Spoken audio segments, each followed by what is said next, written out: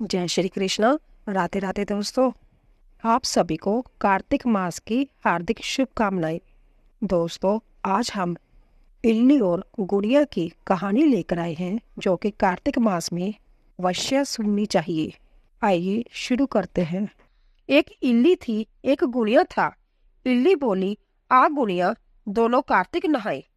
गुड़िया बोला, तू तो गिरी चौहारे में पड़ी रहती हो, तेरे में ताकत है, तू ही नहा ले। मैं तो मोठ बाजरे में पड़ा रहता हूँ। मैं तो हरा भरा सिट्टा खाऊंगा, ठंडा ठंडा पानी पीऊंगा। फिर इल्ली तो रोजाना रानी की बाई के पल्ले में लगकर नहा आती और गुड़िया नहीं जाता। कार्तिक उतरते ही पूर्णिमा को दोनों मर गए। इल्ली कार्तिक नहाई थी, इसीलिए उसने राजा के घर जन्म लिया, राजकुमारी बनी, और गुड़िया राजा के घर मेंढक बना। फिर राजकुमारी का विवाह रचाया और जब विदा का समय आया तब राजकुमारी का बैल रुक गया। तो राजा रानी ने पूछा कि बैल क्यों रुका, तेरे को क्या चाहिए, मांग ले। तब राजकुमारी बोली कि मेरे को मेंढक सोने की सांकल में बांधकर मेरे रथ के पीछे बांध दो। सबने कहा, राजकुमारी मेंढक क्या मांगा, तेरे को कुछ धन और चाहिए तो ले लो। लेकिन उसने कहा कि मेरे को तो मेंढक ही चाहिए। उसने रथ के पीछे मेंढक बांध लिया। जैसे ही राजकुमारी महलों में पहुंची तो मेंढक को सीढ़ी के नीचे बांध दिया।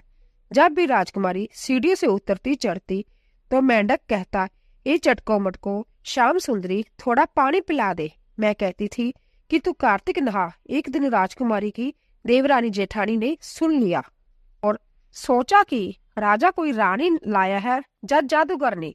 उन्होंने राजकुमार से कहा कि तू रानी लाया है या जादू जा जादूगर ने, जो आदमियों से तो बात नहीं करती और जानवरों से बात करती है।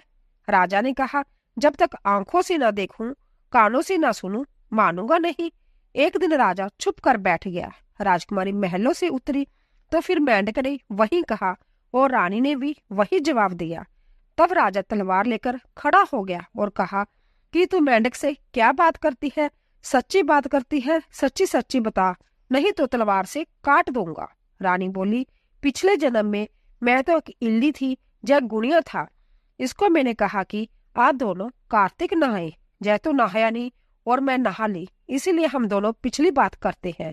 राजा ने कहा कि कार्तिक में गंगा नहाने का इतना फल होता है तो हम दोनों ही जोड़े से कार्तिक नहाएंगे और खूब दान पुण्य करेंगे, जिसमें हमें आगे इससे ज्यादा फल मिलेगा। दोनों कार्तिक नहाने लगे।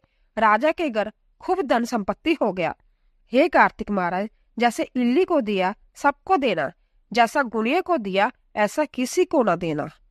बोलिए कार्तिक महाराज की जय। सारी कहानी सुनने के लिए आप सबका धन्यवाद। दोस्तों, आप हमारे चैनल पर कार्तिक मास की कथाएं और कहानियां सुन सकते हैं। कार्तिक मास की कथा का नित्य अध्याय सुबह 4:30 बजे अपलोड किया जाएगा। आप सभी का धन्यवाद।